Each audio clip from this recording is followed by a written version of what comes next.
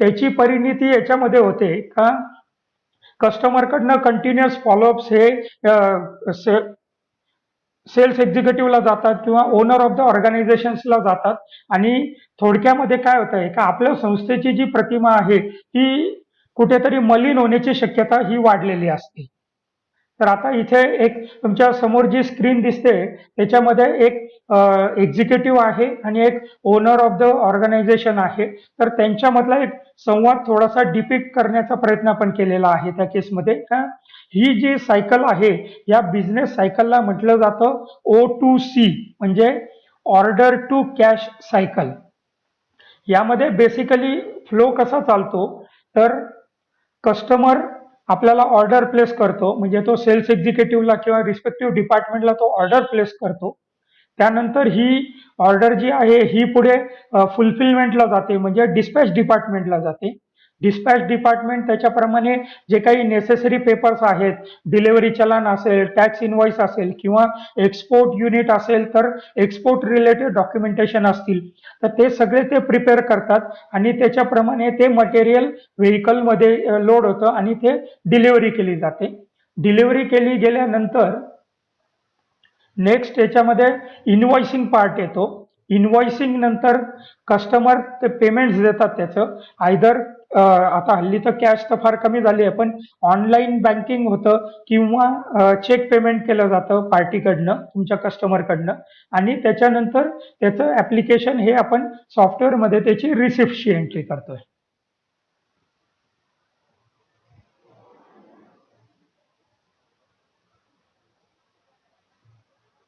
C आता ह्याच्यामध्ये थोडंसं सिम्बॉलिकली मी दाखवायचा प्रयत्न करतो आहे का O2C म्हणजे ऑर्डर टू कॅश ही सायकल आता कशी जनरली प्रोसेस केली जाते त्या केसमध्ये. Sales process also known as order to cash refers to the set of business process for receiving and processing customer sales orders for goods and their payment. The processes are at the heart of the business and unless they are managed efficiently and accurately, organization would not only face financial problems but also reputational issues. बऱ्याचशा वेळेला हे सांगितलं म्हणजे कस्टमरचा एक natural feedback असा येऊ शकतो का बा काय साहेब तुम्हाला तर ऑर्डरची गरज नाही म्हणजे तुम्हाला बिझनेसची गरज नाही आहे कारण तुमच्याकडनं वेळेवरती डिलिव्हरी जात नाही किंवा वेळेवरती मटेरियल आम्हाला पोचत नाहीये तर मग तुम्हाला बिझनेसची आवश्यकता नाहीये. तर एक या स्वरूपाचे जे रेप्युटेशनल इश्यूज कदाचित येऊ शकतात तर ते येऊ नये तर याच्यासाठी आपल्याला इफेक्टिव्ह प्रोसेसिंग हे केलं गेलं पाहिजे. आणि यामध्ये काय होतं का एकापेक्षा जास्त डिपार्टमेंट हे आपल्या संस्थेमधले हे इन्व्हॉल्ड राहतात आणि त्याप्रमाणे त्यांना जर आपण वर्क डेलिगेशन जर करून दिलं तर ही सायकल मॅनेज व्हायला आणि आपला बिझनेस वाढायला अडचण येणार नाही.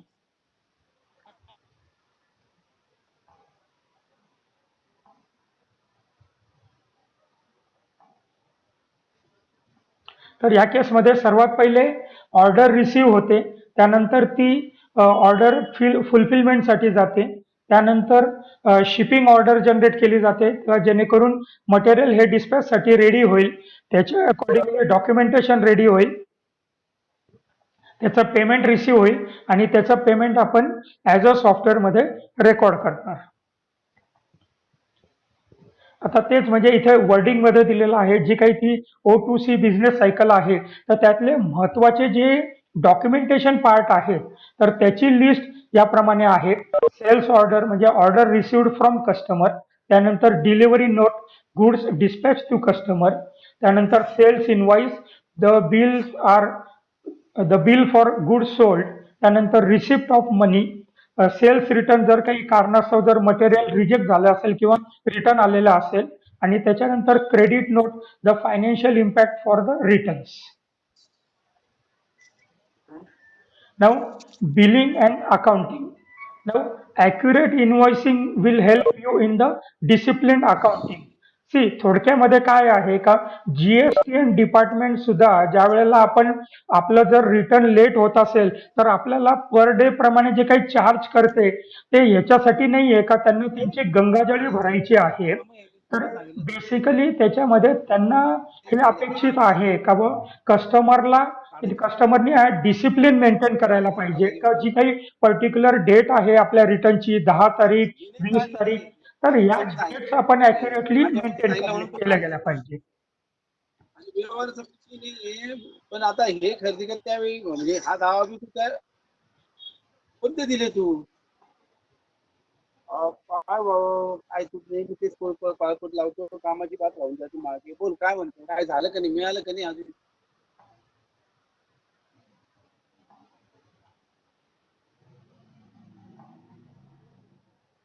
Yes, billing and accounting, your magic. First part आहे invoicing. Now you must be doing comfortably with manual bill book, Excel, Word format, etc. त्यानंतर ह्याच्यामध्ये अजून एक एनहान्समेंट आहे किंवा एक इम्प्रूव्हमेंट आहे का आपण प्राइस लिस्ट प्रिपेअर करून ठेवू शकतो आणि त्या प्राइस लिस्टचा वापर हा इनवॉइस जनरेट करण्यासाठी करू शकतो. नेक्स्ट पार्ट आहे बँकिंग. त्यानंतर त्याच्यापुढे नेक्स्ट पार्ट आहे इंटरेस्ट रिसिवेबल आणि पेएबल.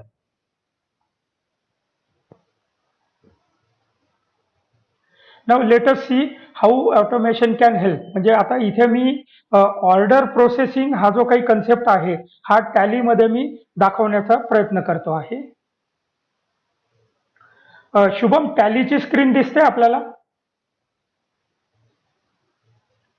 हॅलो, नाही आली अजून? नाही दिसते. बरं, एकच मिनिट.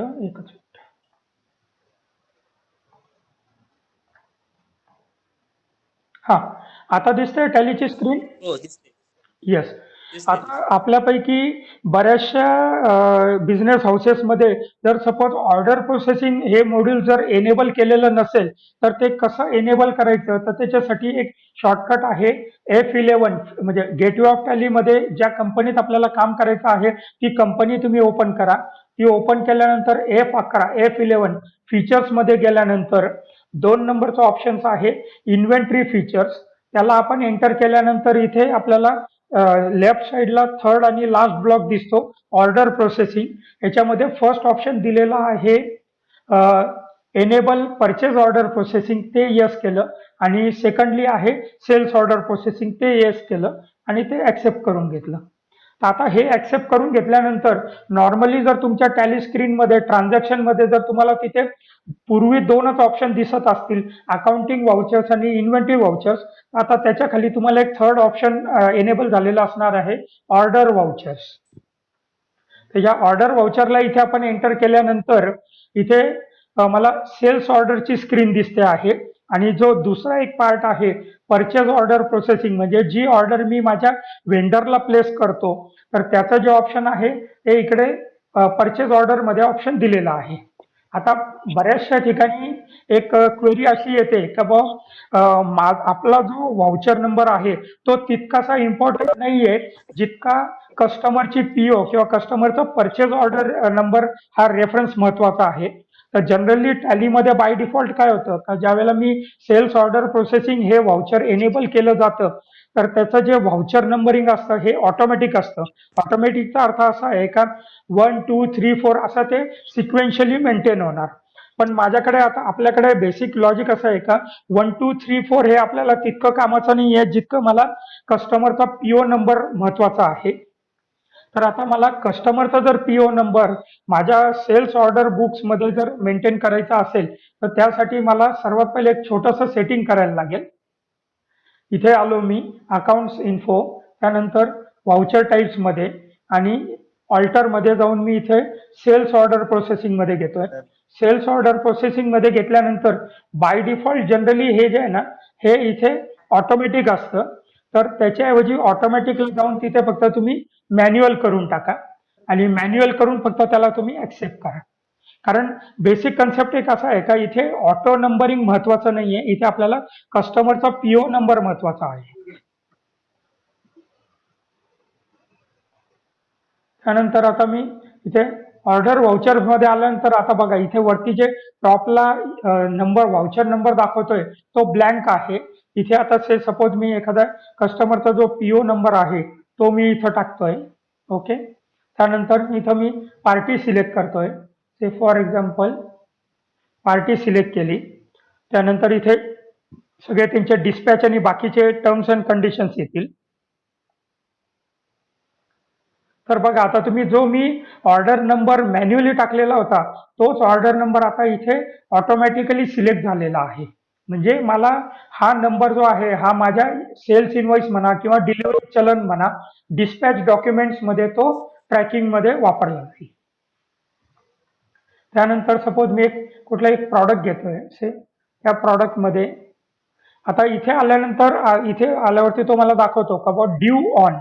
बेसिकली ड्यू ऑनचं लॉजिक हे आहे का बा ऑर्डर जरी पर्टिक्युलर XYZ डेटला दिलेली असली तरी सुद्धा सगळंच्या सगळं मटेरियल हे कस्टमरला एकाच डिलिव्हरीमध्ये रिक्वायर्ड नसतं.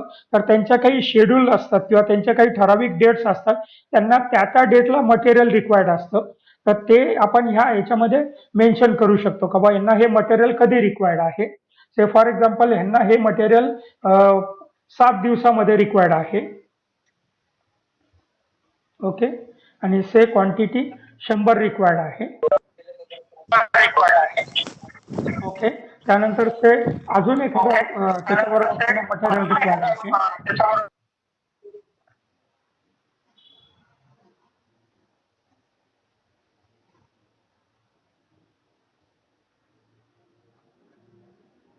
ओके. आता इथे ही एंट्री रेकॉर्ड करत असताना आपल्याला एक ऑप्शन असा पण आहे का जीएसटीचे जे काही कॅल्क्युलेशन आहे सर विदिन महाराष्ट्र जर असेल तर CGST, SGST आणि आउटसाइड महाराष्ट्र जर असेल तर IGST, तर त्याचं सुद्धा आपण जे रेकॉर्डिंग आहे ते इथे आपण करू शकतो. पण जर सपोज मला माझं डॉक्युमेंटेशन जर वाढवायचं नसेल तर मग इथे मला CGST, SGST लावायची गरज नाहीये. पण मी ज्या वेळेला त्याचं डिलिव्हरी चलन बनवेल आणि त्याचं एंटर टॅक्स इनवॉइस बनवेल तर तिथे मला टॅक्स सिलेक्शन मात्र करता येऊ शकेल. ठीक आहे. आता ही ऑर्डर इथे मी रेकॉर्ड करून घेतली.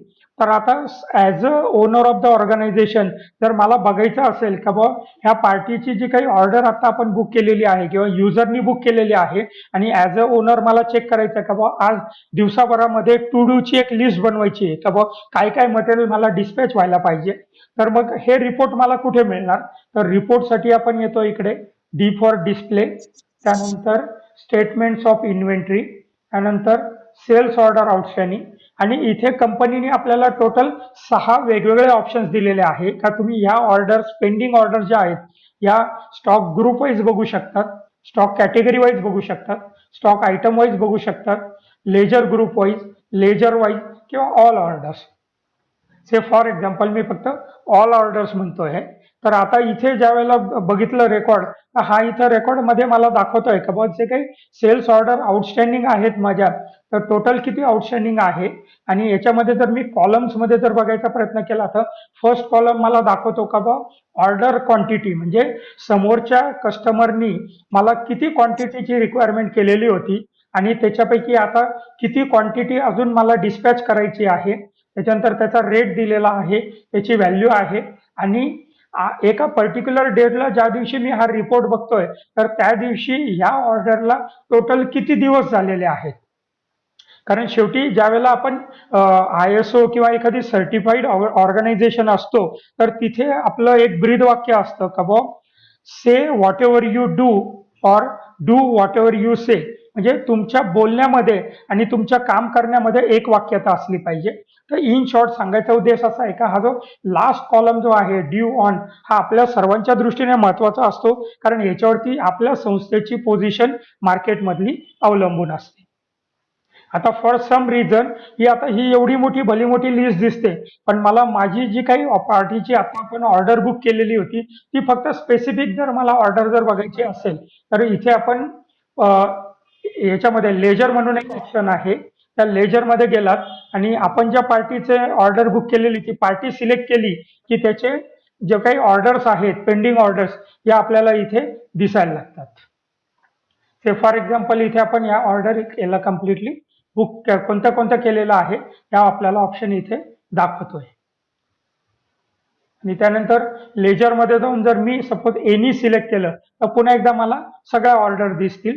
असंच जर मला एक स्पेसिफिक पर्टिक्युलर एखादा आयटम जर बघायचा असेल किंवा एक पर्टिक्युलर आज सपोज एक आयटमचा लॉट आपण मागवलेला आहे किंवा आपल्याकडे उपलब्ध आहे आणि ठरवलं का बाबा त्या पर्टिक्युलर त्याच प्रॉडक्टचे आज आपल्याला डिलिव्हरी करायची आहे, पार्टी वाईज न करता मला प्रॉडक्ट वाईज जर करायचे असतील तर त्यासाठी सुद्धा आपल्याकडे फिल्ट्रेशनचा ऑप्शन दिलेला आहे.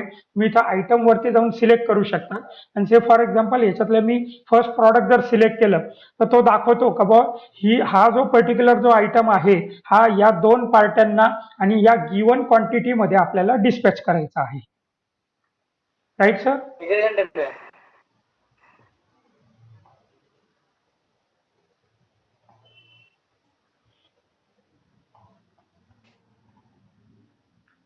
ओके. आणि पुन्हा एकदा जर मी आयटम मध्ये जाऊन जर ऑल आयटम्स मागितले तर पुन्हा ही कम्प्लिटली दिसत राहील इथे. आता याच्यानंतर बऱ्याचशा वेळेला काय होतं का ऑर्डर्स या फुलफिल करून झाल्यानंतर त्या ऑर्डर्स पेंडिंग राहत नाही, म्हणजे त्या कम्प्लीट झालेल्या असतात. पण तरी ज्या वेळेला आम्ही रिपोर्ट बघतोय तर रिपोर्ट बघताना पुन्हा ती भली मोठी लिस्ट ही मला दिसते. तर ती जर दिसायची नसेल तर इथे आपल्याकडे एक बटन दिलेलं आहे त्यांनी. आता हा जो मोड दाखवतोय तर इथे हा मोड दाखवतोय माझा ऑल ऑर्डर्स, म्हणजे सगळ्या ऑर्डर्स किती पेंडिंग आहे हा मोड दाखवतोय. इथे जर मी फक्त F7 म्हणजे ड्यू ओनलीला जर क्लिक केलं तो फक्त अशाच ऑर्डर दाखवेल का ज्या फक्त ड्यू आहे, म्हणजे ज्याच्यामध्ये क्वांटिटी बॅलन्स आहे अशाच ऑर्डर फक्त इथे आपल्याला दिसत राहतील. आता ही ऑर्डर तर आपण बुक केलेली आहे.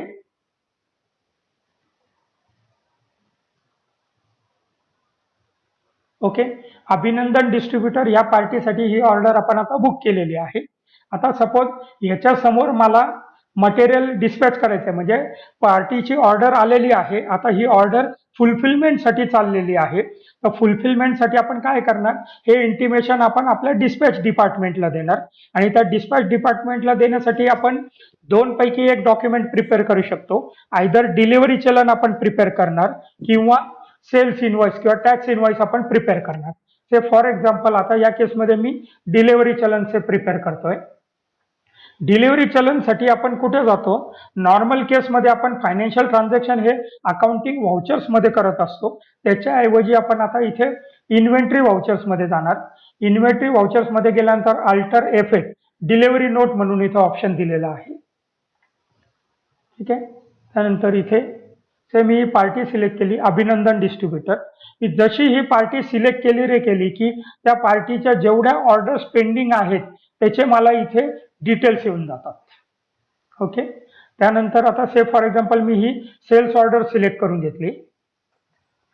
त्यानंतर इथे बाकीचे सगळे मी mode oblique terms of payment जे काही असतील ते सगळे आता मी इथे टाकून दिलेले आहेत. ओके. टर्म्स ऑफ डिलिव्हरीचे FOR कंपनी. ओके. त्यानंतर इथे आता हे सगळे डिस्पॅचचे डिटेल्स आहेत, म्हणजे ज्याच्या थ्रू माझं हे मटेरियल लोड होणार आहे त्याच्यावरती अवलंबून आहे. ओके. त्यानंतर ज्या व्हेकल थ्रू माझं हे मटेरियल डिस्पॅच होणार आहे ते इथं आपण टाकतोय. आता जसं मी ही ऑर्डर इथं लिंक केल्यानंतर तो काय करतोय, मला का ती क्वांटिटी दाखवतो आहे. से फॉर एक्झाम्पल आता याच्यामधली जी 100 क्वांटिटी आहे ही 100 क्वांटिटी मला 100 न देता सपोज याच्यामधनं मला फक्त 25च डिस्पॅच करायची आहे, तर इथे मी 25 क्वांटिटी टाकणार. ओके. त्याच्या अकॉर्डिंगली त्याचा टॅक्स आणि तो रेट चेंज होऊन जाणार आहे. आणि से सपोज वॉल टाईल्स मध्ये जे आहे त्याच्याऐवजी माझ्याकडे फक्त आता 10च पीस उपलब्ध आहे, 10च पीस त्यांना फक्त डिस्पॅच करणार आहे. ओके. अगेन डिलिव्हरी नोट मध्ये तुम्ही GST टॅक्सेशन लावू शकतात किंवा सोडून पण देऊ शकतात, काही अडचण नाही. से फॉर एक्झाम्पल मी आता डिलिव्हरी चलन मध्ये त्याला टॅक्सेशन लावत नाहीये. ओके. आता जर सपोज मी याचं जर एक प्रिंट काढायचा जर इकडे प्रयत्न जर केला तर हे माझं डिलिव्हरी नोट प्रिपेअर झालेले आहे. इथे आपल्या ऑर्गनायझेशनचं नाव आलं, इथे कस्टमरचं नाव आलं, त्याच्यानंतर त्यांनी जी काही मला PO दिलेली होती त्यांचा PO नंबर आला, PO ची डेट आली, त्यानंतर टर्म्स ऑफ पेमेंट आल्या, त्याच्यानंतर व्हेकल नंबर आला, त्याच्यानंतर डिस्पॅच डिटेल्स आले आणि त्या डिस्पॅचच्या टर्म्स अँड कंडिशन्स आल्या. प्रॉडक्ट सिलेक्ट केलं, त्याची क्वांटिटी, रेट आणि ह्या सगळ्या डिटेल्स इकडे कॅप्चर करून घेतल्या. ओके. आता फॉर एक्झाम्पल बऱ्याचशा ठिकाणी आपल्या कस्टमरचं तुमचं अंडरस्टँडिंग जर असं असेल का बुवा आठवड्याभरामध्ये, 15 दिवसामध्ये, महिन्याभरामध्ये जेवढं काही मटेरियल त्यांना लागत असेल as per their purchase order, तुम्ही त्यांना चलनावरती माल सप्लाय करत राहा आणि आठवड्याच्या शेवटी, 15 दिवसानंतर किंवा महिन्याच्या शेवटी त्याचं एक फुल अँड फायनल बिल बनवून त्यांना तुम्ही सबमिट करा. मग त्याप्रमाणे त्यांच्या पेमेंट सायकलनुसार ते लोक पेमेंट तुम्हाला देतील. पण मग आता ह्या केसमध्ये जर सपोज हे डिलिव्हरी चलन मी ऑलरेडी बनवून टाकलेलं आहे, पण ते डिलिव्हरी चलन बनवताना से फॉर एक्झाम्पल आता मला जर डिलिव्हरी चलन मी बनवलेलं आहे आणि डिलिव्हरी चलन बनवल्यानंतर आता जर मला त्याचं टॅक्स इनवॉइस जर जनरेट करायचं असेल,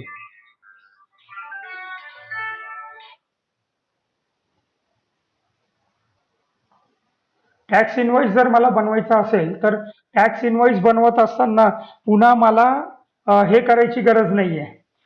वेगळं पुन्हा अकाउंटिंग करत बसायची गरज नाहीये. त्याच्यासाठी इथे काय करतो मी, अकाउंटिंग व्हाउचर्समध्ये येणार, त्यानंतर सेल्समध्ये येईल, जीएसटी सेल्स. ओके. त्यानंतर ज्या पार्टीचं मला ऑलरेडी चलन बनवलेलं आहे ती पार्टी इथे मी सिलेक्ट करणार.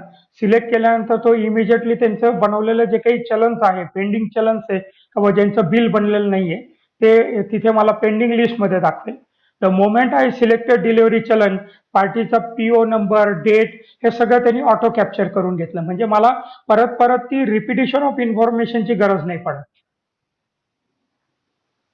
राईट.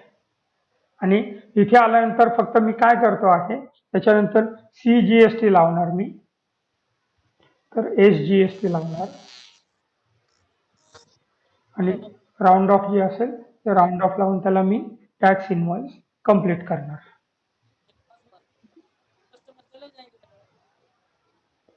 ओके.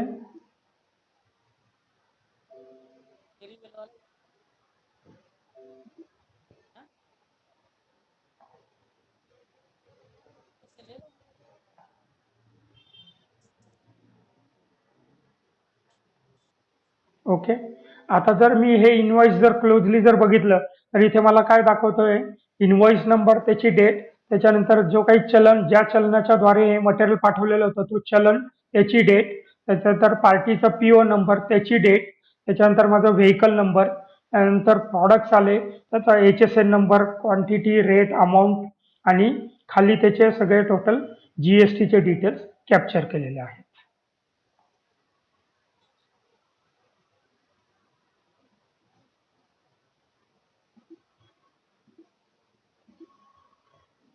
तर म्हणजे इथे आपण ही एक आतापर्यंत ही प्रोसेस बघितलेली आहे का, कस्टमरनी परचेस ऑर्डर दिलेली आहे, त्याच्यानंतर ऑर्डर फुलफिलमेंट आहे, ऑर्डर फुलफिलमेंट नंतर त्याचं आपण डिलिव्हरी चलन बनवलं आणि डिलिव्हरी चलन बनवल्यानंतर त्याचं डिस्पॅच डॉक्युमेंट म्हणजे टॅक्स इनवॉइस बनवलेलं आहे.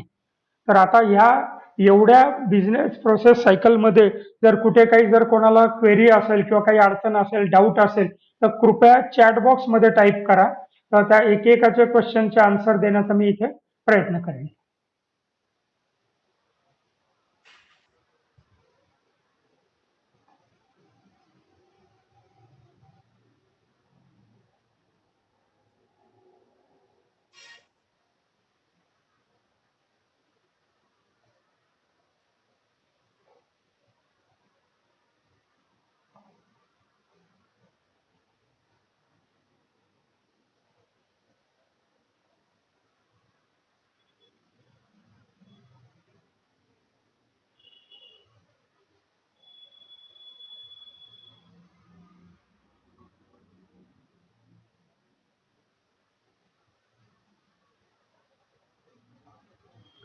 आपल्यापैकी कोण,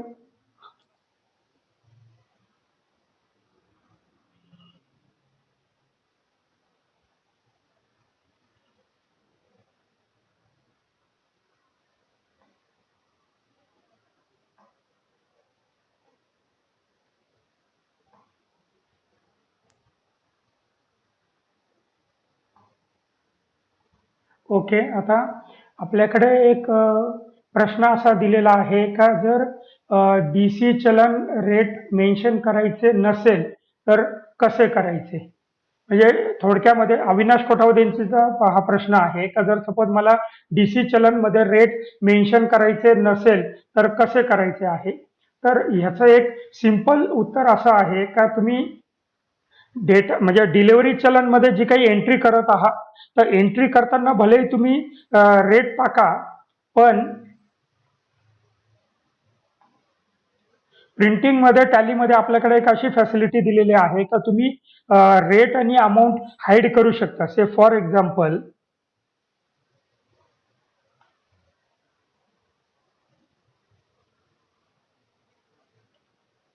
ओके. आताची जी आपण ही प्रिपेअर केलेली होती ही डिलिव्हरी नोट म्हणजे हे डिलिव्हरी चलन आपण प्रिपेअर केलेलं आहे. त्याच्यानंतर याला जर मी प्रिंट प्रिव्ह्यूमध्ये अल्टर पी प्रिंटिंगमध्ये गेलो आणि F12 कॉन्फिगरेशनमध्ये गेल्यानंतर इथे एक आपल्याला एक ऑप्शन दिलेलं आहे राईट हँड साईडला बघा इकडे तुम्हाला का शो रेट रेट कॉलम इथे मी त्याला नो करतो. त्याच्यानंतर डिस्काउंट नको आहे, अमाऊंट कॉलम पण नको आहे. हे जर मी 3 कॉलम जर हाईड करून टाकले तर इथे दिसताना फक्त मला आता प्रॉडक्टचं नेम आलं, त्याच्यानंतर HSN आला आणि त्याची क्वांटिटी आली. म्हणजे जर मला सपोज त्याच्यामध्ये रेट आणि अमाऊंट नको असेल तर ह्या पद्धतीने आपण त्याला तिथे डिसेबल करू शकतो.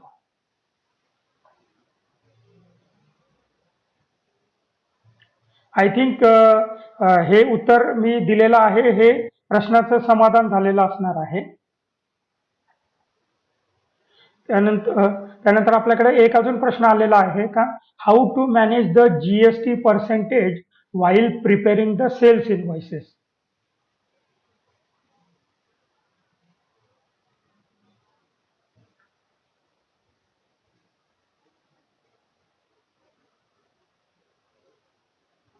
ओके. नाऊ ॲडमिन म्हणून जे कोण आहेत त्या केसमध्ये how to manage the GST percentage while preparing sales invoices म्हणजे ह्याच्यातनं मी हे समजायचा प्रयत्न करतो आहे का पर्टिक्युलर से प्रॉडक्ट जे आहे ते 5% आहे का 12% आहे का 28% आहे का 18% आहे. जर हे पर्सेंटेज जर आपल्याला जर हे असेल काय म्हणतात त्याला कन्फर्म जर करायचं असेल तर त्यासाठी आपल्याला टॅलीनी एक ऑप्शन असं दिलेलं आहे का तुम्ही ज्या वेळेला स्टॉक आयटम क्रिएट करतात त्याच वेळेला तुम्ही त्याचं पर्सेंटेज टाकू शकतात. Say for example inventory information stock item आणि से पर्टिक्युलर सो एक प्रॉडक्ट आहे आणि आता से फॉर एक्झाम्पल या प्रॉडक्टला इथे GST फॉर एक्झाम्पल डिफाईन जर नसेल केलेला तर मी इथे याला GST ऍप्लिकेबल करतो. त्यानंतर यस करून आणि इथे जे आहेत ना त्याचे मी टॅक्सेशनचे डिटेल्स त्याच्यामध्ये टाकू शकतो. से फॉर एक्झाम्पल HSN कोड 7209 आहे. टॅक्सेबिलिटी टॅक्सेबल आणि पर्सेंटेज मी इंटिग्रेटेड मध्ये टाकलं की त्याचं 50-50% सेंट्रल टॅक्स आणि स्टेट टॅक्स मध्ये तो ऑटोमॅटिक घेऊन टाकतो. तर ह्या पद्धतीने मी जे GSTचं जे पर्सेंटेज आहे हे प्रॉडक्टला टाकल्यानंतर सेम ते याच्यामध्ये कॅप्चर होतं. सेल्स इनव्हॉइस बनवताना ते कॅप्चर होणार तिकडे.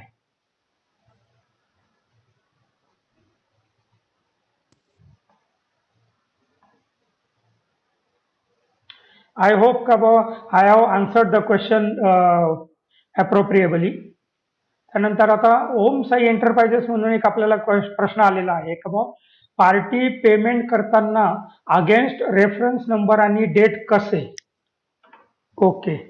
म्हणजे याच्यावरनं मी हे समजतो आहे का तुम्ही कस्टमरची जी ऑर्डर आलेली आहे ती फुलफिल करून आणि त्याच्या समोर मटेरियल डिस्पॅच करत आहात आणि ते डिस्पॅच केल्यानंतर ज्या वेळेला ती पार्टी तुम्हाला पेमेंट करणार आहे तर त्या पेमेंटचं रिसिप्ट जे काही आहे तर ते कसं करायचं आय थिंक हा प्रश्न आहे. ओके. तर त्यासाठी आतापर्यंत आपण जे बघितलं का डिस्पॅच सायकल पर्यंत आपण बघितलेलं होतं. आता त्याच्या पुढची जी स्टेप आहे O2C मधली लास्ट पण महत्वाची म्हणजे सेकंड लास्ट पण महत्वाची स्टेप आहे का कॅश पेमेंट किंवा पेमेंट जे आलेलं असेल तर ते जमा कसं करायचं. तर त्यासाठी आपण येतो अकाउंटिंग व्हाउचरमध्ये F6 रिसिप्टमध्ये येणार. से फॉर एक्झाम्पल पार्टीने मला जी काही अमाऊंट आहे ती बँकद्वारे ऑनलाईन ट्रान्सफर केलेली आहे. तर मी इथे माझी जी कुठली बँक आहे ज्याच्यामध्ये मी हे पेमेंट जमा करणार आहे किंवा समोरच्या कस्टमरनी माझ्या ज्या बँकेत पेमेंट जमा केलेलं असेल ती bank say for example me select करणार. त्यानंतर मी ती पार्टी सिलेक्ट करणार ज्यांनी मला पेमेंट केलेलं आहे. से फॉर एक्झाम्पल अभिनंदन डिस्ट्रीब्युटर. ते आता त्यांचं टोटल आउटस्टँडिंग आहे 55,839 रुपये 84 पैसे. से फॉर एक्झाम्पल त्याच्यापैकी त्यांनी सांगितलं का बुवा ते लॉकडाऊनचा पिरियड आहे आणि आता एवढी अमाऊंट माझ्याकडे नाहीये, तर मी एक साधारण तुम्हाला 20,000 रुपये मी तुम्हाला पाठवू शकतो किंवा पाठवलेले आहेत तिकडे. तर फॉर एक्झाम्पल मी 20,000 रुपये फॉर एक्झाम्पल इथे जमा करतोय त्यांचे. तर ज्या वेळेला मी एंटर करणार, एंटर केल्यानंतर मला इथे ॲलोकेशनची विंडो येते. ॲलोकेशनच्या विंडोमध्ये अगेन्स्ट रेफरन्समध्ये जर तुम्ही गेलात तर इथे ही जी लिस्ट मिळते, ही लिस्ट ही तुम्हाला असेंडिंग ऑर्डर म्हणजे चढत्या क्रमाने मिळते. म्हणजे सर्वात पहिले बिल हे सर्वात पहिले दिसतील आणि सर्वात करंट बिल आहे हे सर्वात शेवटी दिसतील तुम्हाला. तर त्याप्रमाणे तुम्ही एक एक बिलाचे इथे तुम्ही पेमेंट ऍडजस्ट करू शकतात. तर तुम्ही जर खाली बघत गेले एक एक बिल जर मी अलोकेट करत गेलो तर ती जी अमाऊंट आहे पेंडिंग अमाऊंट कमी कमी होत चालते आणि ते बिल अलोकेट होऊन आणि पुढे चालतंय.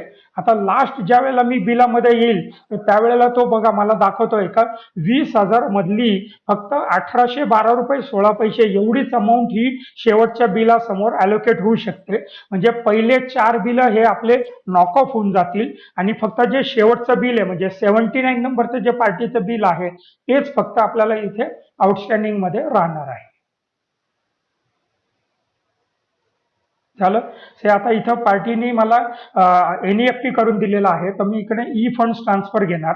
त्यांचा जो काही UTR नंबर ट्रान्झॅक्शन कोड आलेला असेल तो इथे आपण टाकून देणार. त्यांची जी बँक असेल बँक आणि ब्रांच जर त्यांनी स्पेसिफाय केलेली असेल तर, नसेल तर नाही टाकली तरी चालतं, काही अडचण नाहीये. ओके. हे इथं आता रिसिप्ट केलं. आता जर मी पार्टीचा जर बॅलन्स जर बघितला तर 55,000 समथिंग अमाऊंट होती त्यापैकी 20,000 जमा झाली तर आता 35,000 ऑड अमाऊंट त्यांची उरलेली आहे. तर लेटेस्ट ती अमाऊंट दाखवत आहे का डिस्प्ले अकाउंट लेजर आणि अभिनंदन डिस्ट्रीब्युटर. आता इथं बघा तो दाखवतोय का पेंडिंग अमाऊंट जी आहे ना ही 35,839 रुपये 84 पैसे एवढीच अमाऊंट आता उरलेली आहे. आणि आपल्याला हे बघायचं आहे का पहिले 4 बिल नॉक ऑफ झालेले आहेत का. तर त्याच्यासाठी जर मी इथे याला जर क्लिक केलं आणि बिल वाईजला जर क्लिक केलं तर तो बघा फक्त एकच बिल दाखवतोय 79 नंबरचं ज्याच्यामध्ये ओपनिंग अमाऊंट 37,652 आहे. 1,812 रुपये वजा केल्यानंतर 35,839 रुपये 84 पैसे फक्त एवढेच उरलेले आहे. आय थिंक ही गोष्ट इथं क्लिअर झालेली असणार आहे.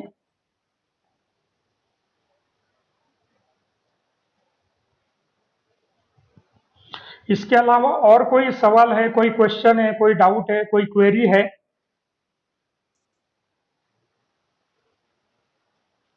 आपले जर काही कुठे प्रश्न असतील, क्वेरी असतील, अडचण असतील तर तुमच्या राईट हँड साईडला जो चॅट बॉक्स आहे त्याच्यामध्ये टाईप करा.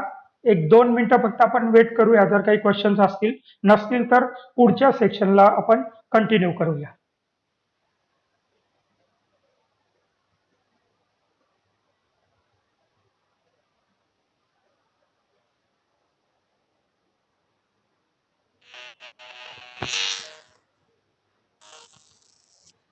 हॅलो. हा बोला सचिन. हॅलो.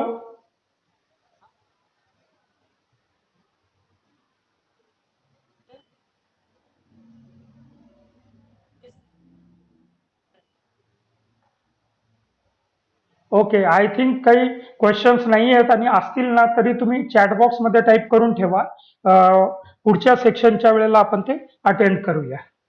तर आता O2C म्हणजे ऑर्डर टू कॅश ही जी सायकल आहे यातला एक पार्ट फक्त आपण आता राहिलेला आहे तो इथं आपण कव्हर करतो आहे. तो पार्ट आहे बेसिकली सेल्स रिटर्न किंवा क्रेडिट नोट.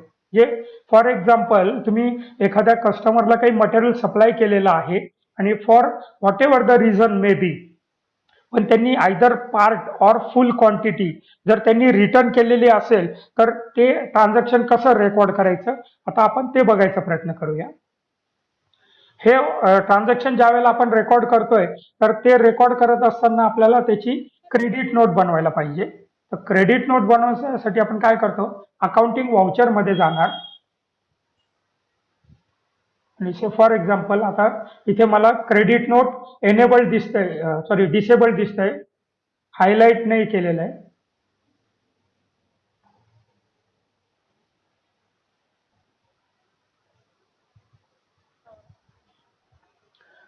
बिफोर दॅट एक संतोष तुपे सरांचा एक प्रश्न आलेला आहे का बा कंपनी स्प्लिट केल्यावरती नवीन कंपनीमध्ये pending order sales order carry forward होतात का? तर संतोष सर, अनफॉर्च्युनेटली सध्या टॅलीमध्ये ही फॅसिलिटी उपलब्ध नाही आहे. तर टॅली याच्यासाठी एक गोष्ट रेकमेंड करते का बा तुमच्या ज्या काही पेंडिंग ऑर्डर्स असतील ना त्या सगळ्या कंप्लीट करून घ्या आणि त्याच्यानंतरच कंपनी स्प्लिट करा. हा एक आन्सर झालं त्याचं. आणि दुसरा एक ऑप्शन म्हणण्यापेक्षा एक दुसरा सोल्युशन वर्क अराउंड असं आहे त्या केसमध्ये का कंपनी स्प्लिट केल्यानंतर सेल्स ऑर्डर ट्रान्सफर होत नाहीये, तर जेवढ्या पेंडिंग ऑर्डर्स असतील तर त्या कृपया पुन्हा आपल्याला मॅन्युअली एंटर करायला लागतील. ऑलरेडी हा इश्यू टॅलीकडे आपण नोटिफाय केलेला आहे आणि त्यांचं त्याच्यावरती बॅकग्राऊंडला काम चालू आहे.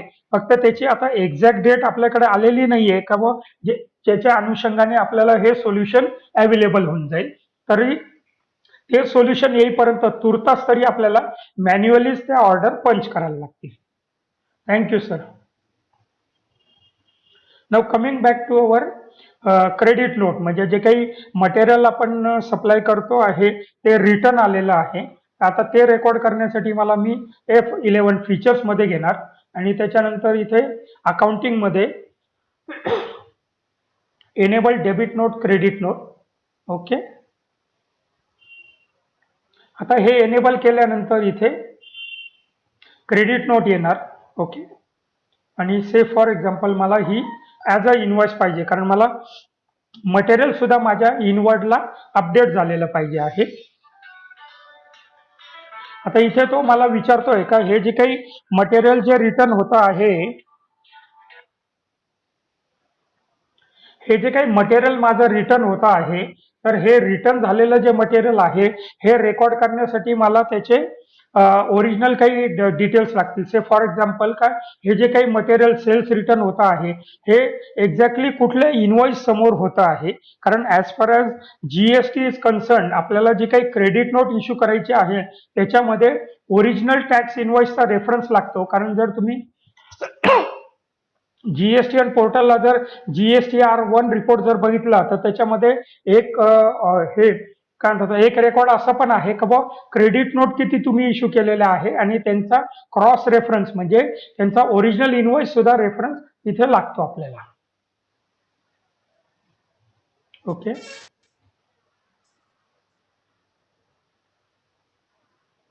आता से फॉर एक्झाम्पल जर इथे दोन प्रकारे हे मी क्रेडिट नोट मेन्शन करू शकतो. एक जर सपोज मी क्रेडिट नोट मध्ये जर मी सेल्स ऑर्डरचा जर रेफरन्स घेतला नाही तर तेवढी जी क्वांटिटी आहे त्यांच्या सेल्स ऑर्डर मध्ये पेंडिंगला अपडेट होणार नाही.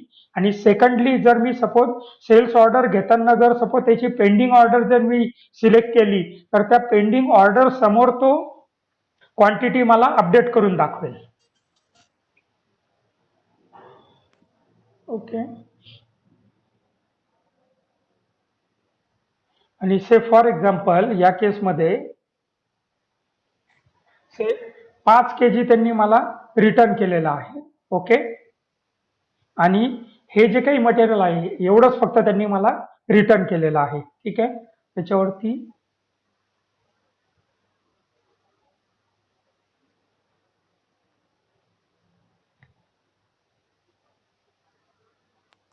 ओके,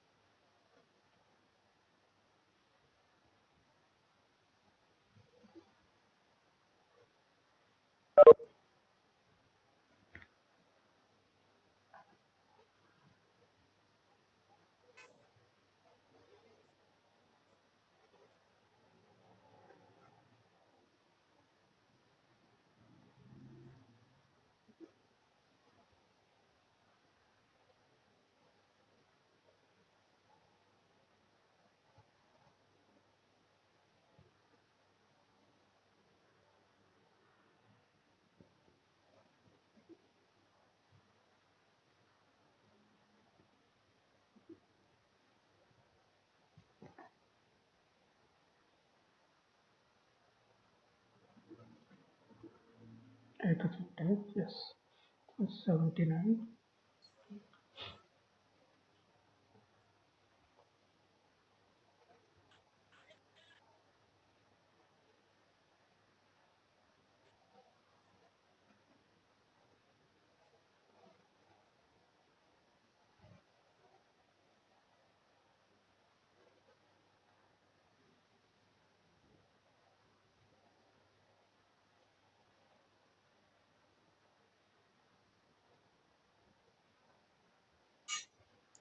सी आता इथे ज्यावेळेला मी प्रोव्हाइड जीएसटी डिटेल्सला आल्यानंतर तर इथे मला एक प्रॉपर त्याचं रिझनिंग सिलेक्ट करायला पाहिजे का ही जी काही मी क्रेडिट नोट देतो आहे ही कशाच्या अगेन्स्टमध्ये आहे. आयदर सेल्स रिटर्न आहे, पोस्ट सेल्स काही डिस्काउंट दिलेला आहे, डेफिशियन्सी इन सर्व्हिसेस, त्यानंतर correction in invoice, change in POS, finalisation of provisional assessment किंवा अदर्स ज्या काही गोष्टी असतील ते फॉर एक्झाम्पल या केसमध्ये सेल्स रिटर्न आहे. आणि तर त्याच्या अगेन्स्टमध्ये जर तुमच्या कस्टमरनी जर तुम्हाला काही डेबिट नोट रेज केलेली असेल तर ती डेबिट नोट आणि त्याचा डेट हे इथे आपण मेन्शन करू शकतात.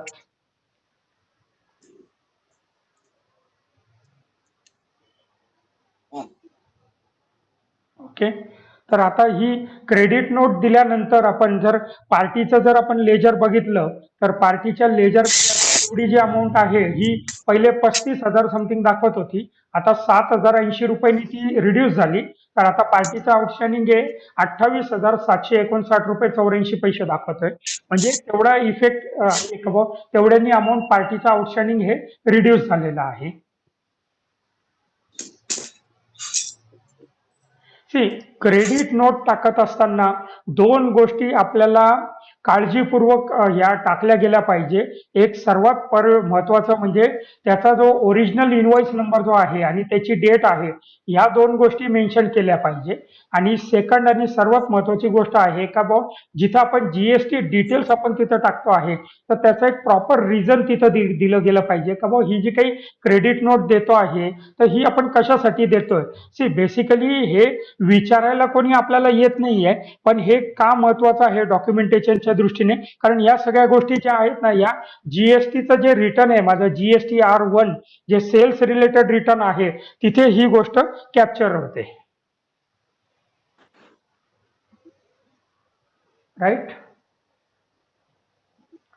तर याप्रमाणे आपण इथे ही प्रोसेस समजायचा प्रयत्न केलेला आहे का O2C जी सायकल आहे ऑर्डर टू कॅश तर ज्याच्यामध्ये पार्टीकडनं ऑर्डर येते त्यानंतर ती ऑर्डर फुलफिलमेंटला जाते त्यानंतर त्याचं जे काही मटेरियल आहे ते अकॉर्डिंगली डिस्पॅच केलं जातं.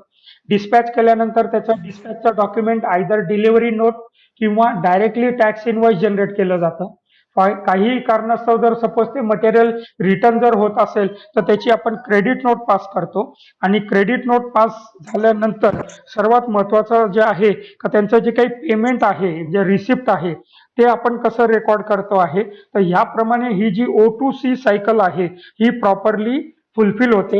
आणि याच्यामध्ये जर तुम्ही बघितलं तर प्रत्येक डॉक्युमेंट किंवा प्रत्येक जी व्हाउचर आहे हे त्याच्या पुढच्या व्हाउचरसाठी इनपुटचं म्हणून काम करतो. तर माझं डेटा एंट्रीचा टायमिंग हा मिनिमम राहतो आणि सर्वात महत्वाचं का बाबा ती ऑर्डर कुठल्या स्टेजला आहे त्याच्यातलं किती डिस्पॅच झालेलं आहे किती मटेरियल पेंडिंग आहे आणि जे काही मटेरियल पेंडिंग आहे तर ते किती दिवसापासून पेंडिंग आहे असा टोटल कॉम्प्रिहेन्सिव्ह रिपोर्ट आपल्याला या ऑटोमेशन मधनं मिळतोय. तो कमवतो तर मी पण तेच ठेवतो असं करतात. ओके. आता आपण पुन्हा एकदा आपल्या प्रेझेंटेशन कडे वळतोय.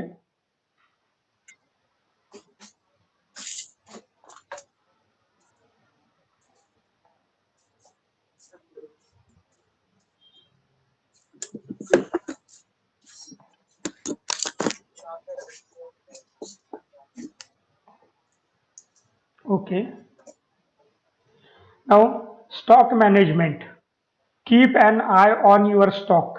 आता बऱ्याचशा वेळेला हे आपण समजायचा प्रयत्न केला पाहिजे का इन्वेंट्री हा जरी 9 लेटर्स वर्ड्स है म्हणजे इन्वेंट्री अगर ये 9 अक्षरों का शब्द होते हुए भी उसके लिए स्काई इज द लिमिट है मतलब आसमान से भी ऊपर जा सकता है. सबसे पहला बात ये है और दूसरी बात ये है कि हमको यहाँ पे इन्वेंट्री को बहुत अच्छी तरीके से ऑब्जर्व करना चाहिए। उसकी सबसे बड़ी वजह ये है कि बहुत सी बार ऐसा होता है कि कुछ हम लोग गट फीलिंग पे या ऑर्डर्स आते हैं या कुछ मटेरियल का एक्सपेक्टेशन हम लोग रखते हैं डिस्पैच होने का, तो उस हिसाब से हम लोग ये ऑर्डर प्लेस करते हैं, अपने वेंडर को ऑर्डर प्लेस करके मटेरियल मंगा लेते हैं। लेकिन हमको उसको क्लोजली मॉनिटर भी करना चाहिए कि उसमें से कितना मटेरियल पार्टी को डिस्पैच हो चुका है, कितना मटेरियल हमारे पास पेंडिंग है, और उसका एक थोड़े में जिसको बोला जाता है ना कि एक थोड़ा सा हम लोग को स्टॉक बैलेंसिंग भी करना चाहिए और उसका पोजीशन भी ध्यान के ऊपर रखना चाहिए। बंडल मागे है का? स्टॉक मैनेजमेंट आपका क्या मिलेगा उसके अंदर कि सबसे पहला stock in hand, maintaining stock book, updating on regular basis. Secondly stock ageing analysis, older stocks kept aside end new separately, मतलब कौन सा स्टॉक पुराना है आपका और कौन सा लेटेस्ट स्टॉक है। सी हम में से काफी लोगों का जो स्टॉक पोजीशनिंग है शायद वो एक्सपायरी डेट रिलेटेड या वो नहीं होगा, जैसे फॉर एग्जांपल मेडिकल वालों का है, केमिकल वालों का है, एफएमसीजी है, तो उनके केस में क्या होता है कि उसका जो एक्सपायरी डेट है वो सबसे ज्यादा मायने रखता है, और अगर आपको एक्सपायरी डेट अगर पता नहीं चल रही होगी तो फिर वो स्टॉक मैनेजमेंट का कुछ भी फायदा नहीं है। मतलब खाली अगर कोई बोल रहा होगा कि सर मेरे पास तो 50 लाख का स्टॉक है, लेकिन सर अगर वो 50 लाख के स्टॉक में से कितना ओल्ड बैच का है, कितना न्यू बैच का है, कितना एक्सपायर हो चुका है, कितना अबाउट टू एक्सपायर है, ये अगर आपको पता नहीं चलेगा तो स्टॉक मेंटेन करने का कुछ भी फायदा नहीं है। फिर हम लोग आते हैं अगले पॉइंट पे, value of your stock on top of your mind और रिफरिंग स्टॉक बुक। उसके बाद में reorder status, available saleable stock in your hand will give insight how much more to order. फिर उसके बाद में know more about your SKU, मतलब selling वाले जो हो सकते हैं तो वो यूनिट कौन से हैं आपके, वो हमको पता लगाना जरूरी होता है। नाउ लेट अस सी के हम लोग इसमें ऑटोमेशन हमको कैसे हेल्प करेगा, या automation will help you in managing your stock efficiently and take decisions instantaneously. अभी ऑटोमेशन मैजिक हमको क्या देता है। Now coming back to our Tally position से, स्टॉक मूवमेंट में अगर कोई भी ओनर है तो वो सबसे पहला ये जानना चाहेगा कि आज मेरे पास जो भी रॉ मटेरियल है, फिनिश गुड है या सेमी फिनिश गुड्स है या अनप्रोसेस स्टॉक है, तो उसका बेसिक पोजीशन क्या है। मतलब मेरे पास ओपनिंग कितना था, कितना मैंने मंगाया, उसके बाद में कितना यूज किया है या कितना डिस्पैच किया है, और अभी कितना मेरे पास पेंडिंग पड़ा हुआ है। तो इसका एक सिंपल और बहुत ही बढ़िया रिपोर्ट टैली के अंदर हमको मिलता है जिसको बोला जाता है मूवमेंट एनालिसिस। तो अगर हमको वो देखना है तो हम लोग जा सकते हैं डिस्प्ले, उसके बाद में आता है आपका इन्वेंट्री बुक्स, फिर उसमें आएगा आपका मूवमेंट एनालिसिस। और से फॉर एग्जांपल अगर मैं सपोज स्टॉक ग्रुप अगर मैंने ले लिया, तो अभी देखिए यहाँ पे ये मुझे, और अगर इसको मैं ऑल्ट F1 अगर डिटेल कर दिया तो यहाँ पे अभी मुझे क्या मिल रहा है कि भाई पर्टिकुलर ग्रुप कौन सा है, जैसे एडेसिव एंड ग्राउट है, उसमें दो प्रोडक्ट है 151 fix end Dunlop wall fix. तो उसका इनवर्ड क्वांटिटी कितना है और आउटवर्ड क्वांटिटी कितना है। लेकिन इसके साथ साथ अगर मुझे सपोज फॉर एग्जांपल इसका टोटल मूवमेंट चाहिए कि भाई ओपनिंग स्टॉक कितना था और क्लोजिंग स्टॉक कितना, अगर वो भी देखना है तो आप F12 कॉन्फ़िगरेशन में जाके और फिर यहाँ पे आप उसको ऑप्शंस को यस कर सकते हैं।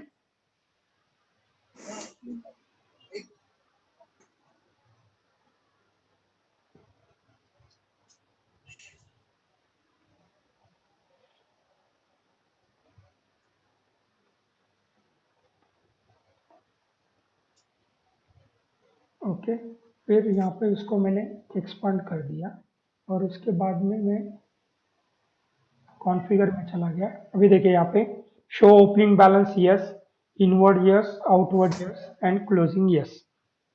तो अगर आप देखेंगे तो ये पूरा आपको एक मूवमेंट एनालिसिस का ग्राफ दिखा देता है कि भाई पर्टिकुलर जो भी रॉ मटेरियल या प्रोडक्ट था आपका, आपके पास ओपनिंग में क्वांटिटी कितना था, आपने परचेज कितना किया, उसके बाद में डिस्पैच कितना किया, और अभी आपके पास में क्लोजिंग कितना बचा हुआ है। फॉर सम रीजन अगर सपोज मुझे इसमें वैल्यू नहीं चाहिए, ये मेरी इन्वेंटरी रिपोर्ट है, तो आप इसको कॉन्फ़िगर करके और जो अमाउंट वाले जो ऑप्शन है, आप वो उसको डिसेबल कर सकते हैं, उसको बंद कर सकते हैं। से फॉर एग्जांपल रेट मुझे नहीं चाहिए और वैल्यू भी मुझे नहीं चाहिए। अभी देखिए एक रिपोर्ट शॉर्ट एंड स्वीट हो गया कि भाई आपका ओपनिंग में क्वांटिटी कितना था, परचेज कितना हो गया या इनवर्ड कितना हो गया, उसमें से डिस्पैच ऑब्लिक सेल कितना हो गया और बचा कितना मेरे पास। तो यहाँ पे ये पोजीशन मुझे दिखाता है। आप अगर ये देखेंगे उसके अंदर तो टैली का सबसे बड़ा ब्यूटी ये है कि डेटा एंट्री करने के बाद में आपको MIS report management information system के लिए बहुत ज्यादा मेहनत नहीं करने की जरूरत नहीं है या बहुत ज्यादा आपको हिकअप्स की जरूरत नहीं है उसके अंदर। जस्ट आप रिपोर्ट्स में जाके और ये रिपोर्ट आप देख सकते हैं। और सबसे बड़ा एक ये है कि compare to any other software, जहां पे अगर आपको कुछ रिपोर्ट अलग अलग टाइप्स के चाहिए तो फिर आपको उनको रिक्वेस्ट करना पड़ेगा सॉफ्टवेयर वेंडर को कि सर मुझे इस टाइप का रिपोर्ट चाहिए और इसमें ये ऑप्शन चाहिए, ये ऑप्शन नहीं चाहिए। तो उस हिसाब से वो एक स्टैटिक रिपोर्ट आपको बना के देंगे। लेकिन टैली का सबसे बड़ा ब्यूटी क्या है कि रिपोर्ट्स आपके जो है ये डायनामिक है। मतलब अभी आप देखेंगे तो आपके सामने ही मैंने वो रिपोर्ट ओपन करके खाली एप्पल कॉन्फ़िगरेशन में जाके कुछ ऑप्शंस यस नो करके और जैसा रिपोर्ट मुझे चाहिए या जो मेरे माइंड में है, दिमाग में है, वो सामने स्क्रीन पे मुझे रिपोर्ट दिखाई देता है। अभी इसका इसका और एक सबसे बड़ा एक एडवांटेज आपको ये होता है कि सिंस अभी आज की डेट में हम लोग अभी 2 दिन के बाद में हम सभी लोग लॉकडाउन 5.0 में एंटर करने वाले हैं 1 जून के बाद में। तो सर यहाँ पे सबसे बड़ी बात ये आती है कि कैश इज द किंग। तो कहने का मतलब ये है कि भाई जिसके पास कैश है या फंड्स का प्रोविजन है तो वो ही आज मार्केट में लॉन्ग रन में चल सकते हैं, पहली बात। और दूसरी बात ये है कि अगर मुझे फंड्स अरेंज करना है तो फंड्स अरेंज करने के लिए मेरे पास दो ऑप्शंस है। या तो जो मेरे कस्टमर्स है मैं उनको रिक्वेस्ट करूं और उनके पास से पेमेंट की रिक्वेस्ट करूं, एक ये हो सकता है। या फिर एक सेकंड ऑप्शन एक ऐसा है कि अगर सपोज मान लो फॉर सम रीजन मुझे अगर बैंक को अप्लाई करना है, इसके लिए लोन्स के लिए अगर अप्लाई करना है, तो बैंक अगर मुझे स्टॉक हाइपोथिकेशन के लिए अगर स्टॉक रिपोर्ट मांगती है तो आप इस टाइप से उसको रिपोर्ट जनरेट करके और एक्सेल में आप एक्सपोर्ट कर सकते हैं। और फिर उसमें जितना स्टॉक आपके पास अवेलेबल है उसका प्रॉपरली मेंशन करके और वो रिपोर्ट आप कंपनी में सबमिट कर सकते हैं। ये एक पहला व्यू हो गया आपका स्टॉक रिपोर्ट का। फिर उसके बाद में फॉर एग्जांपल अभी अगर मुझे कुछ मटेरियल मंगाना है डिस्पैच करने के लिए, तो उस हिसाब से मुझे ये पता चलना चाहिए कि भाई मेरे पास अभी ऑर्डर्स इन हैंड कितने हैं। तो अगर मुझे orders in hand product wise अगर चाहिए हैं तो उस हिसाब से मैं इसमें जाता हूँ डिस्प्ले, फिर उसके बाद में statements of inventory, sales order processing, और से फॉर एग्जांपल मैं स्टॉक ग्रुप में हूँ और से फॉर एग्जांपल मैं प्राइमरी का ले लिया। अभी यहाँ पे मुझे ये टोटल बता रहा है कि सर जी अगर से फॉर एग्जांपल मैं ऑल्ट F1 अगर डिटेल्ड कर दूं तो यहाँ पे ये मुझे बता रहा है कि मुझे जो एडेसिव्स एंड ग्राउट है उसके अंदर मेरा पेंडिंग क्वांटिटी इतना बचा हुआ है एंड टाइल्स के अंदर मेरा इतना बचा हुआ है। तो इतना कम से कम मुझे स्टॉक ऑर्डर करना चाहिए ताकि जो कस्टमर्स के मैंने ऑर्डर ले रखे हुए हैं वो मैं पूरी तरीके से सप्लाई कर सकता हूँ।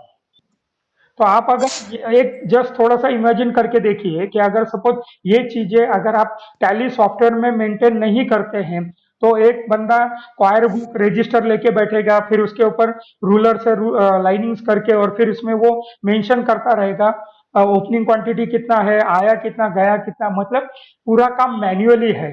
तो बजाय उसके अगर सपोज हम लोग ये टैली का बहुत ही ब्यूटीफुल और सुंदर फीचर है ऑर्डर मैनेजमेंट, अगर हम लोग इसका अगर यूटिलाइजेशन करते हैं तो आप देखिए उसके अंदर के आपको स्टॉक कितना मंगाना चाहिए, ऑर्डर्स आउटस्टैंडिंग कितना है आपके हाथ में, ये जस्ट एक बटन क्लिक के ऊपर आपको मिल जाता है।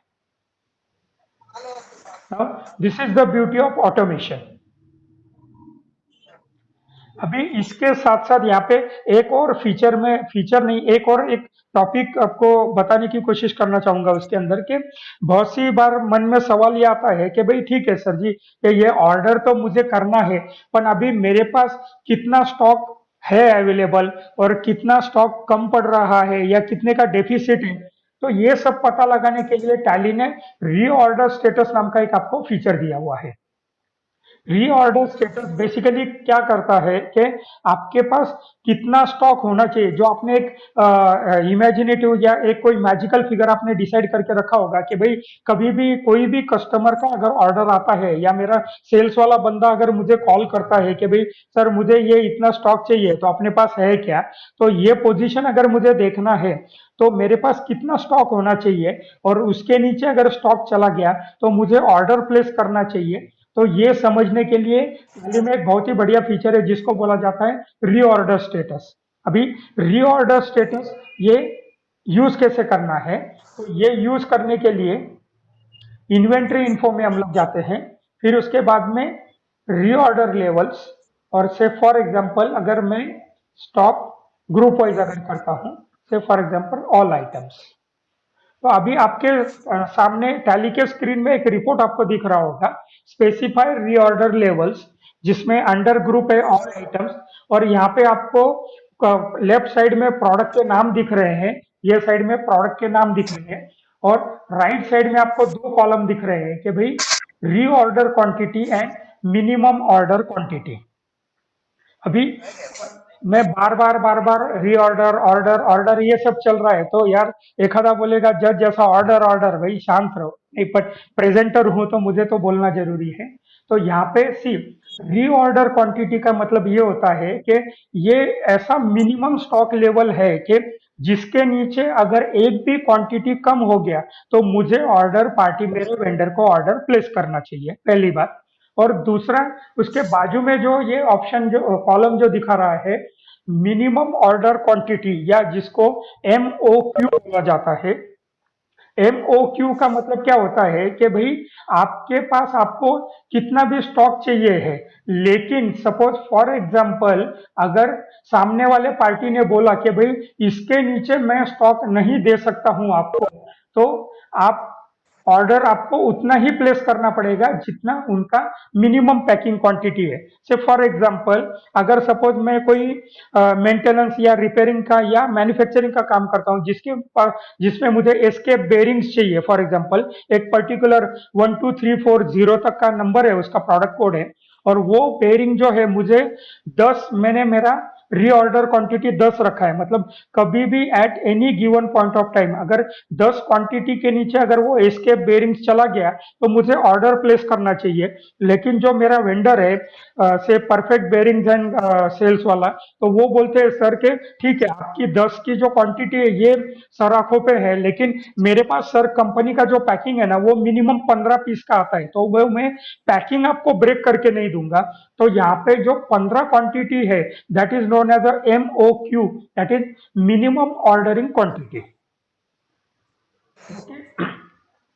तो यहाँ पे ये जो है, तो इस हिसाब से हम लोग जो जो भी प्रोडक्ट है तो उसका हम लोग रीऑर्डर क्वांटिटी और मिनिमम ऑर्डरिंग क्वांटिटी दोनों डिफाइन करके रख सकते हैं, और फिर यही जो हमने ये डिफाइन किया हुआ जो टेबल है ये हमको हेल्प करता है रिपोर्ट देखने में। से अभी यहाँ पे हमने ये क्वांटिटी डाल दिया है, और अगर इसका मैं अगर रिपोर्ट देखने जाऊंगा तो ये रिपोर्ट मुझे मिलेगा डिस्प्ले, फिर उसमें आएगा मेरा स्टेटमेंट्स ऑफ इन्वेंट्री, फिर उसमें आएगा रीऑर्डर स्टेटस, और से स्टॉक ग्रुप्स, से प्राइमरी।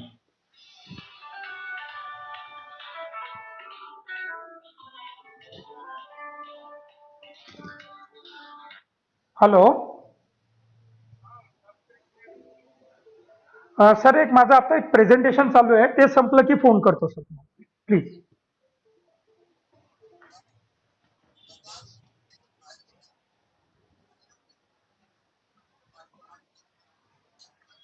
हेलो, हाँ, अभी अगर हम लोग सामने ये रिपोर्ट अगर देखेंगे तो ये रिपोर्ट में क्या दिखा रहा है कि से फर्स्ट प्रोडक्ट है 151 फिक्स एंड ग्राउंड। अभी ये दिखा रहा है कि भाई क्लोजिंग क्वांटिटी 55 kg है, सेल्स ऑर्डर ड्यू 11 kg है, तो नेट अवेलेबल जो है मेरे पास 44 केजी है।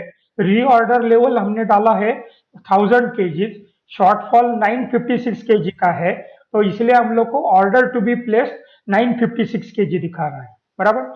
अभी हमने डनलप वॉल फिक्स है, उसका रीऑर्डर लेवल स्टेटस मुझे सेट नहीं किया था, तो इसलिए उसका ऑर्डर प्लेसमेंट कुछ नहीं दिखा रहा है।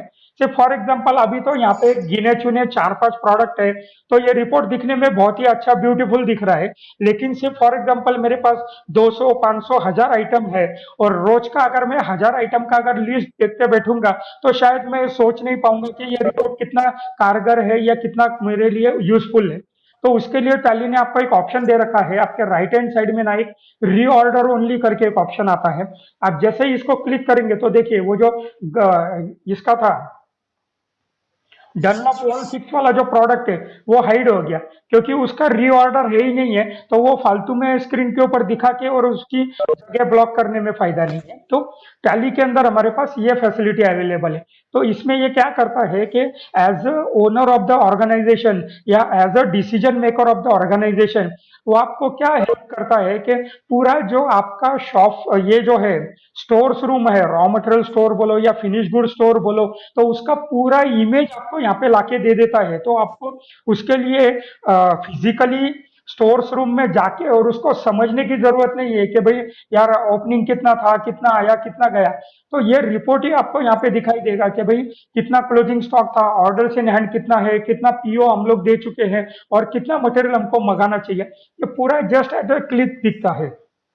तो जैसे हम और आप रोज सुबह उठने के बाद में या अपना एक पर्टिकुलर सब दिनचर्या शुरू करने के बाद में हम लोग फेसबुक, व्हाट्सएप, इंस्टा, लिंक्डइन ये सब में विजिट करते हैं, तो मेरा आपसे निवेदन ये है कि आगे से चल के आप आपके कलीग के हेल्प से ये ऑर्डर प्रोसेसिंग वाला जो मॉड्यूल है ये आपके टैली में आप इंप्लीमेंट करो, और ये रिपोर्ट रोज देखना चालू करो। और मैं आपको गारंटी दे सकता हूं कि 15-20 दिन में या महीने भर के अंदर आपको इसका इफेक्ट मालूम पड़ेगा, और आपका जो स्टॉक है वो अच्छी तरीके से आप मैनेज कर सकते हैं विदाउट एनी हेडेक। और इसका एक सबसे बड़ा फायदा क्या होता है कि आप में से या हम में से काफी सारे जो टैली के कस्टमर है, ये ऑलरेडी और किसी कस्टमर के लिए सप्लायर का काम करते हैं, तो उनके यहाँ पे क्या होता है कि मिल्क वैन रनिंग जैसा काम होता है। जैसे फॉर एग्जांपल टीडीके हो गया, सीजी हो गया, या एबीपी हो गया, या ऐसी बहुत सारी जो कंपनीज है, तो ये एबीबी ये क्या करती है, उसके अंदर उनके यहाँ पे एक स्टैंडिंग इंस्ट्रक्शन रहता है उनके वेंडर्स को, मिल्क वैन रनिंग। जैसे ही हमारी गाड़ी आपके दरवाजे के पे आएगी तो उतना स्टॉक आपने हमको देना ही मतलब देना ही है। तो आप आपका ये जो स्टॉक प्लानिंग है रीऑर्डर स्टेटस में डाल के रख सकते हैं फिनिश गुड्स के लिए, और उतना हमेशा आपके फिनिश गुड एफजी स्टोर में अवेलेबल रहेगा। इसका आप मैन्युफैक्चरिंग वाले को इंस्ट्रक्शन दे सकते हैं।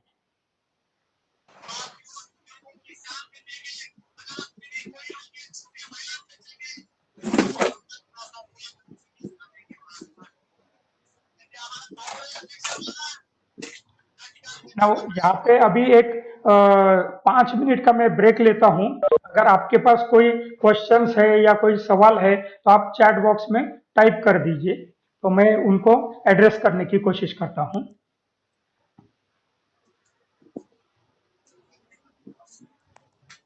सर यहाँ पे अपने एक वैल्यूएबल क्लाइंट है अविनाश कोठावदे जी, तो उन्होंने एक सवाल यहाँ पे पूछा है कि ऑलरेडी 1920 में सेल्स आइटम निगेटिव है, तो उनको प्लस कैसे करना है। तो अविनाश जी, जितना मैं समझ पा रहा हूँ उसके अंदर से कि फॉर एग्जांपल कोई एबीसी प्रोडक्ट है जिसमें आप डील करते हो, और अगर उसका क्लोजिंग स्टॉक माइनस में बता रहा है या निगेटिव में बता रहा है, तो उसके दो रीजन हो सकते हैं। अगर वो सपोज आपका बॉट आउट प्रोडक्ट है, मतलब आप किसी दूसरे वेंडर से परचेस कर रहे हो और वो आपके कस्टमर को सप्लाई कर रहे हो, तो इसमें आपका सप्लाई ऑब्लिक सेल्स का एंट्री तो हो रहा है, लेकिन जो बॉट आउट कंपोनेंट का परचेज का एंट्री है या तो वो नहीं हुआ है, पॉइंट नंबर 1। या फिर अगर आप मैन्युफैक्चरर हो और आपके यहाँ पे वो प्रोडक्ट खुद बनाते हैं और फिर उसको डिस्पैच करते हैं, तो जो रॉ मटेरियल कन्वर्जन या फिनिश गुड प्रोडक्शन का जो एंट्री है स्टॉक जर्नल के अंदर, वो एंट्री अपने डालना चाहिए। तो स्टॉक प्लस हो सकता है इसके अंदर। आइदर प्लस होगा या फिर जीरो होगा। मतलब अगर आप मेड टू ऑर्डर जैसा काम करते हैं कि फॉर एग्जांपल किसी कस्टमर ने 10 पीस का ऑर्डर दिया है, आपने 10 बॉट आउट कर लिए या फिर 10 परचेज अपना प्रोड्यूस कर लिए, तैयार कर लिए और उसको डिस्पैच किया है, तो ही वो स्टॉक आइदर जीरो होगा या फिर प्लस में जाएगा। मेरे ख्याल से अविनाश जी आपके सवाल का मैंने आंसर दिया हुआ है। आई थिंक आप सेटिस्फाई होंगे वो सवाल आंसर से। इसके अलावा और किसी को कोई सवाल है, कोई क्वेश्चन आहे? कोणाला काही प्रश्न आहे, काही शंका आहे, डाऊट आहे? नसतील तर मग आपण आपल्या पुढच्या टॉपिक कडे कंटिन्यू करूया।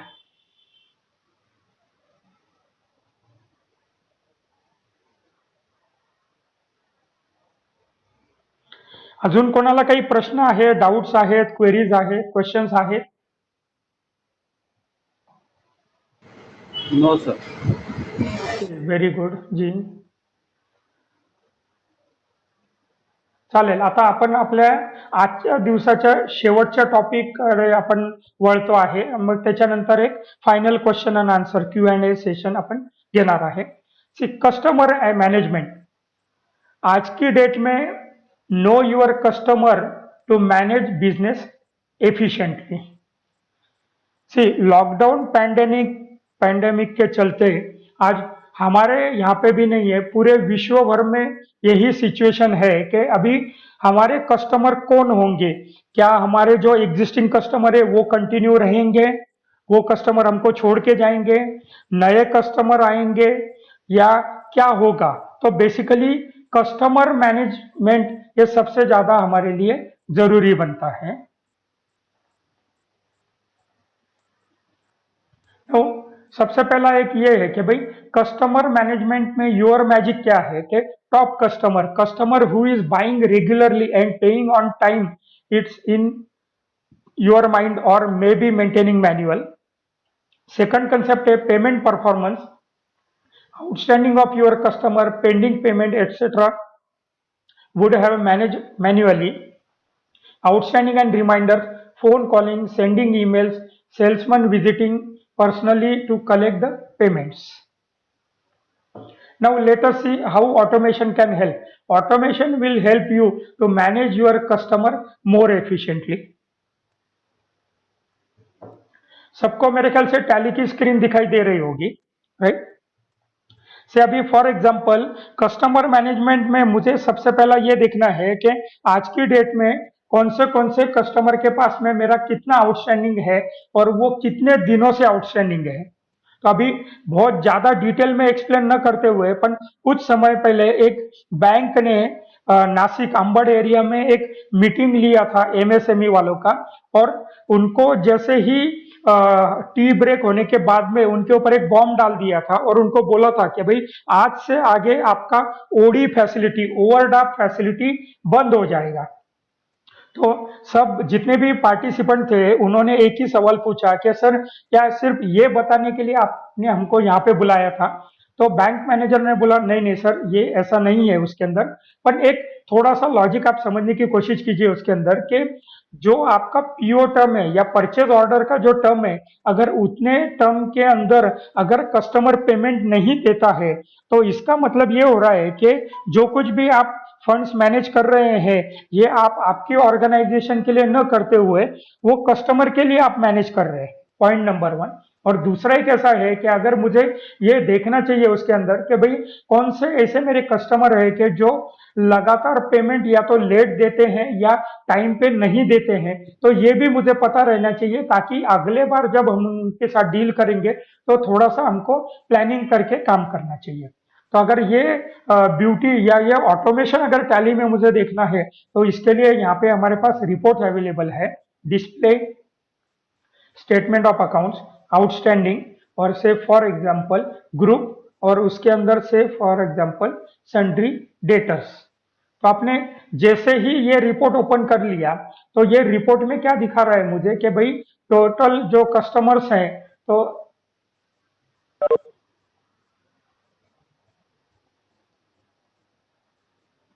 ओके तो ये मेरा सेल्समैन वाइज रिपोर्ट यहाँ पे दिखा रहा है कि भाई कौन से सेल्समैन के अंडर कौन से कस्टमर है और उनका उनका कितना कितना पेमेंट ड्यू है या कितना कितना पेमेंट बैलेंस है, तो ये यहाँ पे दिखा रहा है मुझे। अभी यहाँ पे कहीं पे भी मुझे ये पता नहीं चल रहा है कि ये पर्टिकुलर जो अमाउंट है ये कौन से बिल का है और कितने दिन से पेंडिंग है। तो उसके लिए भी टैली ने और एक एडवांस लेवल का एक्सप्लोरेशन किया है आपको। यहाँ पे अल्टर F7 अगर आप करते हैं तो ये आता है आपका पार्टी बिल वाइज।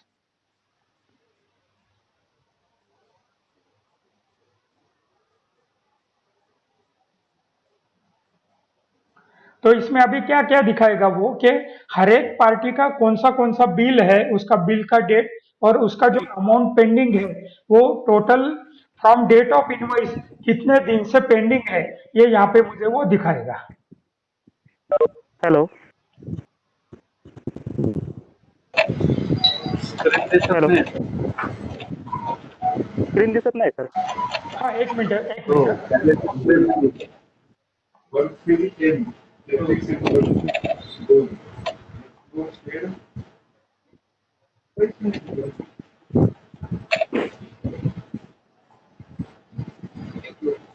हं?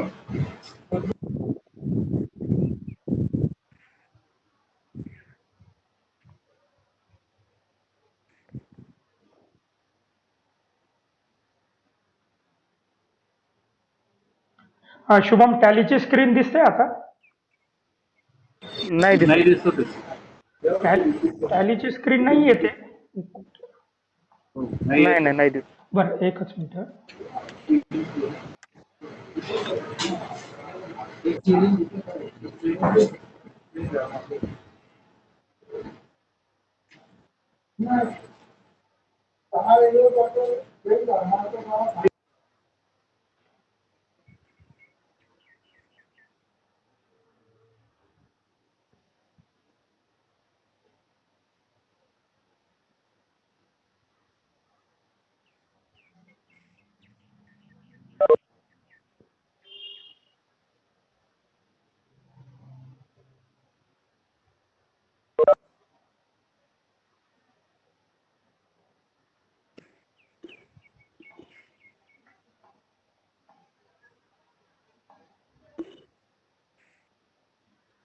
हा शुभम आता टॅलीची स्क्रीन दिसते?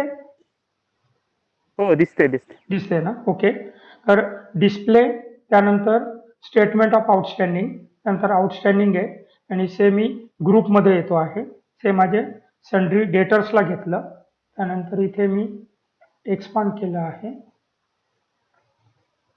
आणि फॉर एक्झाम्पल इथे मी आता बिल पार्टी वाईजला क्लिक केलं, तर आता इथे जर तुम्ही हा पर्टिक्युलर जर रिपोर्ट बघितला तर इथे काय होत आहे का प्रत्येक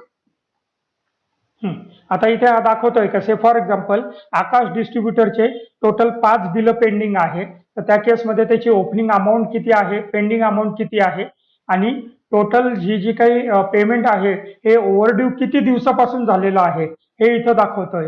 तसे फॉर एक्झाम्पल माझ्याकडे जर क्रायटेरिया 90 डेजचा जर असेल तर मला सर्वात पहिले काय प्रयत्न करायला पाहिजे, म्हणजे जर सपोज मी ही कंपनी जर माझी राहिली असती तर मला काय करायला पाहिजे का आकाश डिस्ट्रीब्युटरला सांगून पहिले हे 3 पेमेंट कसे कलेक्ट करता येतील याच्यासाठी प्रयत्न केला पाहिजे. Right sir? ओके. तर हा झाला पहिला कन्सेप्ट. आता दुसरा एक कन्सेप्ट एक असा येतो या केसमध्ये इकडे का बऱ्याचशा वेळेला आपण काय करतो का कस्टमरला हे देतोय असे काही पिरियड दिलेला असेल किंवा काही क्रेडिट डेट जर त्यांना दिले असेल फॉर एक्झाम्पल 30 डेज दिलेले असतील तर मग हा रिपोर्ट निश्चितच मला हे नाही करणार, काय म्हणतो त्याला उपयोगी नाही पडणार. मग त्याच्याऐवजी मला रिपोर्ट जो आहे ना याच्यामध्ये अजून एक ऍडव्हान्स लेवलचा रिपोर्ट आहे तो मला बघितला गेला पाहिजे, त्याला म्हटलं जातं एजिंग अनालिसिस.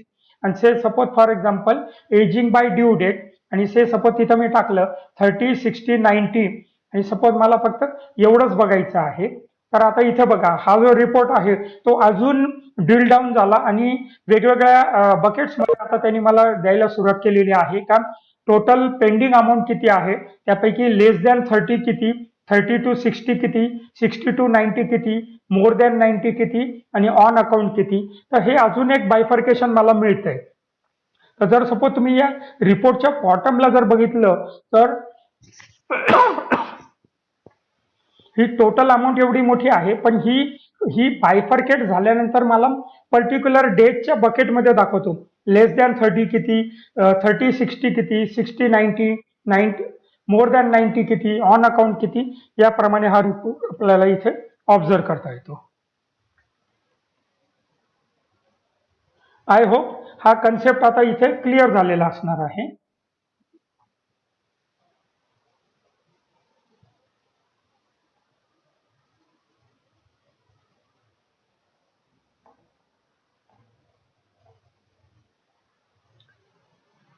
आता या केसमध्ये हे जे काही ऑटोमेशन आहे, हे बिझनेस ऑटोमेशनचा बेसिकली फायदा काय, म्हणजे हे कशासाठी केलं पाहिजे.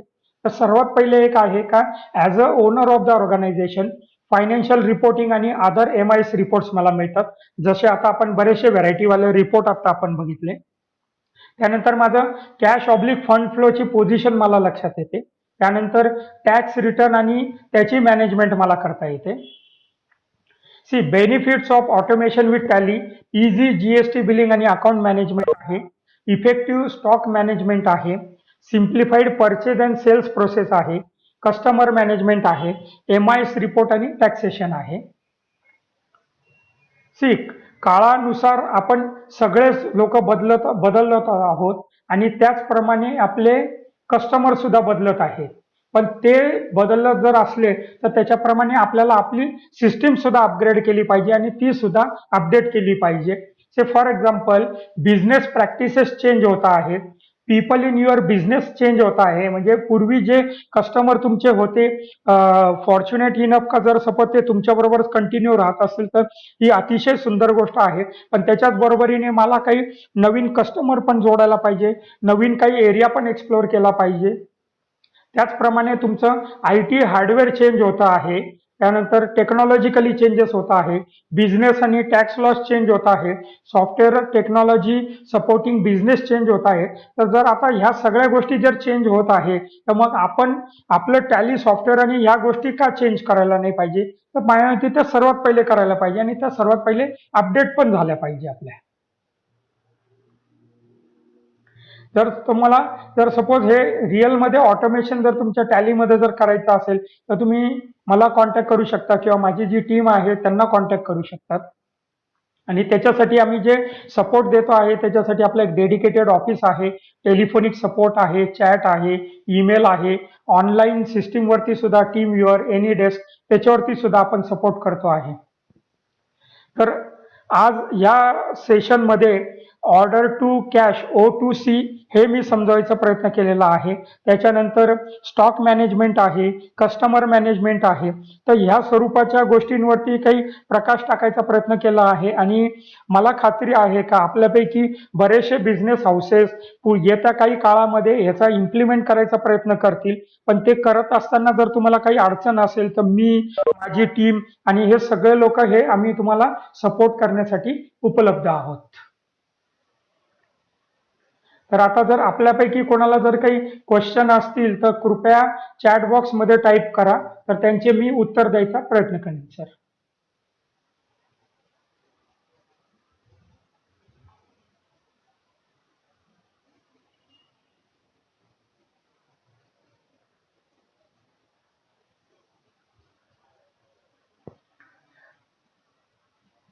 अजूनपर्यंत काही कोणाला कुठे प्रश्न आहेत, क्वेश्चन्स आहेत, काही डाऊट्स, क्वेरीज काही आहेत?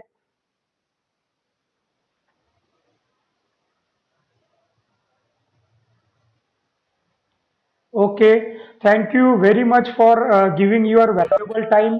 Be safe and keep safe others so that there will not be any pandemic or situations critical. Thank you very much.